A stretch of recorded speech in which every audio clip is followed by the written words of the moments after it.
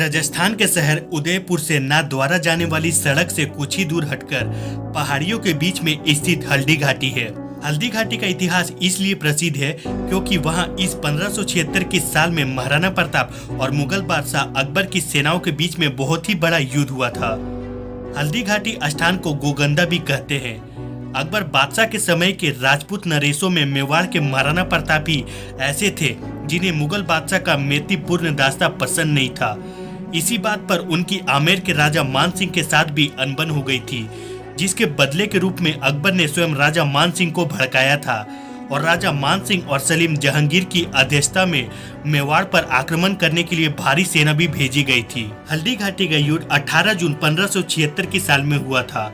इस युद्ध में महाराणा प्रताप ने अप्रतिम वीरता दिखाई थी। उनका परम भक्त सरदार झाला मान भी हल्दी घाटी के युद्ध में वीर गति को प्राप्त हुआ था।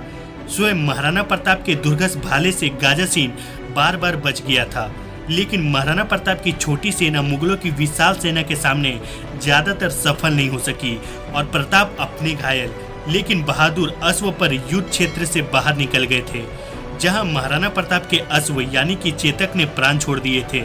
हल्दी घाटी स्थान के पास ही स्वामी भक्त घोड़े की समाधि आज भी देखने को मिलती है। इस हल्दी घाटी युद्ध में महाराणा प्रताप की 22 सहस्त्र सेना में से 14 सहस्त्र सेना कम आई थी। इसमें से जो 500 वीर सैनिक थे वह महाराणा प्रताप के संबंधी सैनिक थे।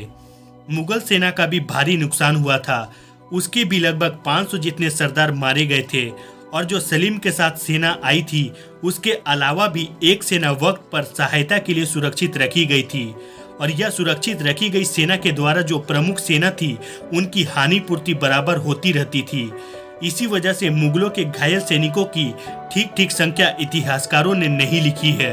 इस युद्ध के पश्चात महाराणा प्रताप को बड़ी कठिनाई का समय गुजारना पड़ा था, लेकिन महाराणा प्रताप ने कभी भी अपना साहस नहीं छोड़ा था और अपने राज को अधिकांश मुगलों से वापस छीन लिया था।